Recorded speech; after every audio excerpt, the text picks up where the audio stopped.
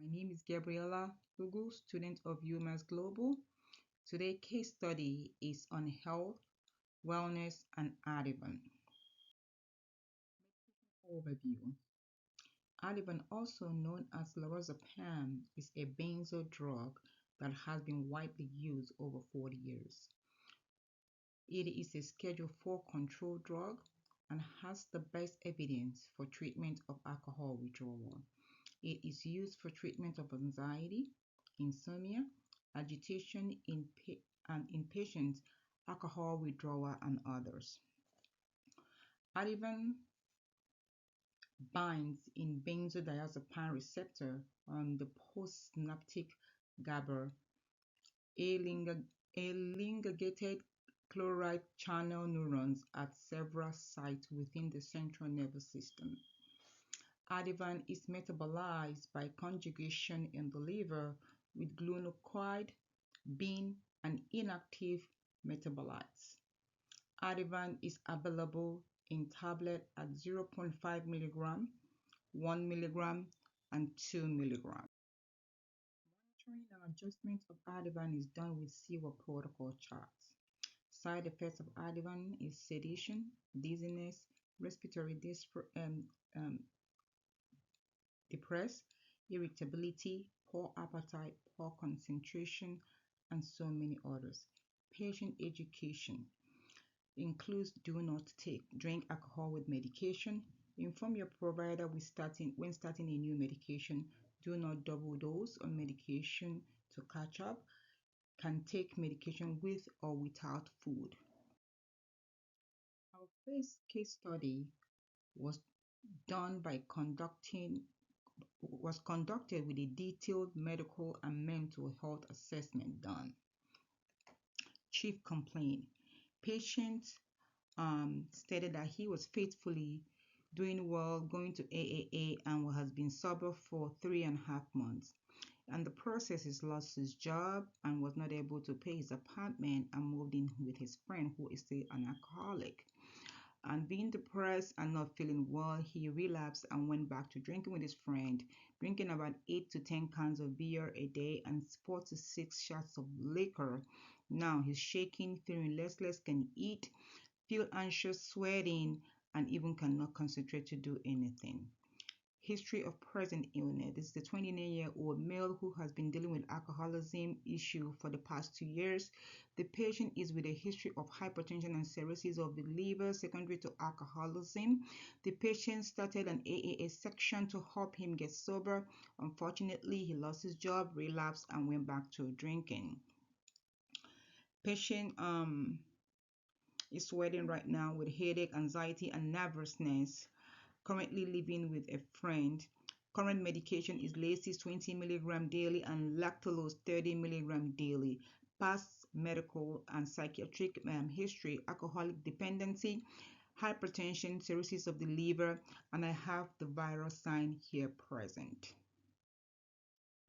Abnormal findings was patient with a high heart rate of above 100, increased tremor, anxiety, body aches and pain, irritability and sweating. SIWA protocol was done, assessment, and he was greater than 8, which is moderate. Mental health exam showed depressed mood with less concentration. Medical history was positive for hypertension. Social history, drinking alcohol beverage 8 to 10 cans a day with 4 to 6 shots of liquor.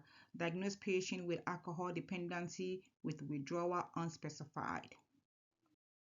Treatment plan for the first case. I will still continue patient on his current medication of Lacey 20 milligram daily, lactulose daily. But we'll start patient on Ativan, give 4 milligram first dose now, and then 2 milligram every 4 to 6 hours as needed. We'll also add thiamine 100 milligram daily, folate 100 milligram daily. We stop the Ativan as soon as the symptoms of alcohol withdrawal has reduced. We monitor sedation, dizziness, weakness, and unsteadiness. We do lab, CBC, liver function test, monitor respiratory, cardiac status, and blood pressure and heart rate. Patient will be back in clinic in 1 week for reevaluation and medication adjustment, and we will also discuss the next plan on how to get him sober again. Case 1. Case study 1. The patient is a 29-year-old Caucasian male who is seeking treatment for alcohol withdrawal. Patient with a history of alcoholism that led to his to cirrhosis of the liver, history of hypertension too. Patient also was doing well with AAA sections, but relapsed after losing his job, went back to drinking up to 8 to 10 cans of beer, and then 4 to 6 shots of liquor. Patient was seen and was started on Ativan, gave him first dose of 4 milligram of Ativan times 1, and then 2 milligram every 4 to 6 hours. Patient was treated with Ativan being the best choice made because volume is also can be used, but because of patient with the history of liver issue, we cannot use volume. And also when patient are with alcohol withdrawal, they lose supplements, so it started him on thiamine and folate. We will check back with patient in 1 week for adjustment of medication if needed, and then placement for a section or detoxification center. Study number 2. Chief complaint. The patient presented stating that for the past 3 weeks she has found it so difficult to fall asleep, even though she's using the medication that the doctor gave her to help her to sleep since the death of her husband. And she was supposed to take 1 milligram of Ativan to help her fall asleep, but patient self-medicated herself and increased the dose to 2 milligram. And sometimes she even takes 1 to 2 milligram in the daytime to help her fall asleep, but she still cannot fall asleep. She went ahead to also increase the medication at night, and then she likes to drink Jack Daniel. Then she drinks her medication at night with Jack Daniels. Patient also reported with all this she cannot relax or fall asleep. She has already fallen 4 to 3 times in 2 months, but luckily there was no fracture. History of present illness. This is a 78-year-old African American female who has been dealing with anxiety, depression, and sleep deprivation since the loss of her husband about 2 years ago.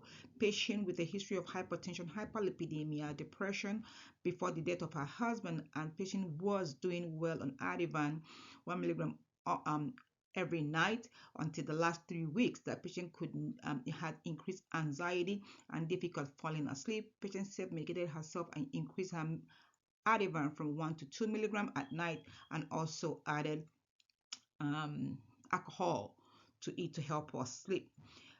Patient current medication is Ativan 1 milligram at night, Paxil for depression, Novas for blood pressure, and rovastatin for cholesterol. Past medical psychiatric and medical history: anxiety, depression, insomnia, hypertension, and hyperlipidemia, and I have the virus sign here too. Abnormal findings: feeling restlessly, drug misuse, failing at home, sleep problem, feeling fatigue, mood disturbance. Medical history is positive for hypertension, anxiety, depression, and insomnia. Social history is drinking a glass of Jack Daniel mostly at night before going to bed. Diagnosis is anxiety disorder unspecified, insomnia unspecified, and unspecified fall. To stop the Ativan, start patient on trazodone 100 milligram, continue her on current medication minus the Ativan, check CBC, liver function, and liver lipid profile because patient has been on Ativan for a long time. Educate patient on taking medication without alcohol, and then taken as prescribed by the doctor. Also, safety at home. We also see patient in 7 days for reevaluation and reassessment. Summary of the case: the patient is a 78-year-old African American female who has been dealing with anxiety, depression, and sleep deprivation since the death of her husband 2 years ago. Patient was on an Ativan but self-medicated herself and increased her own dose from 1 to 2 milligram because she's having difficulty falling asleep. Patient was seen in the clinic and Ativan was decreased. Ativan was discontinued and put on trazodone.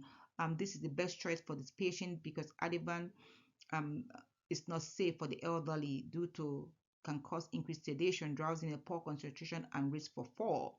And we'll see patient in clinic in 7 days for re-evaluation and based on evidence-based practice. Stopping Ativan. In the elderly, Ativan is not recommended due to the risk of fall and most fall and cause of memory impediment and fractures, and most of them that take Ativan end up in motor vehicle accidents. Starting Ativan, Ativan has been recommended for a short-term use in treating alcohol withdrawal. And this is an evidence-based. A lot of benzo can be used, but for this particular patient, diazepam cannot be used. But Ativan is going to be the best one because of the history of the liver cirrhosis, and also starting patient on thiamine is a good one because they have deficiency in supplements. Overall encounter of the patient and teaching. I've learned a lot in this process. The use of evidence-based knowledge when prescribing and discontinuing medication should be an important and essential part of medication prescribing process. Educating and empowering the patient and family on medication side effects and adverse effects to look out for and when to report to their provider or go to the emergency room for medication safety. Patient may not know the risk of chronic use of benzo, but educating the patient with the most recent study findings will help the patient to understand the need to stop or slowly taper off medication. Educate the patient on the importance of taking medication as prescribed by the provider. Educate the patient that medication cannot be used with alcohol or opioids because it can lead to difficulty breathing or even death. It is imperative for provider or prescribers to know when to order or stop medication based on the clear understanding for the risk and benefit to the patient. These two case study encounter were a clear example when and when not to use them. Conducting a comprehensive patient assessment and getting both medical and mental health history is essential to achieve an accurate diagnosis. Some medication need baseline lab blood work before initiating medication. In some cases, a lab is needed to understand the level of some electrolytes and organ function level post using some medication. Prescribers should have a good knowledge of prescribing guideline, which will help to know when to reorder or discontinue medication. Prescriber will ensure that the benefit of prescribing medication outweighs the risk. Cultural diversity.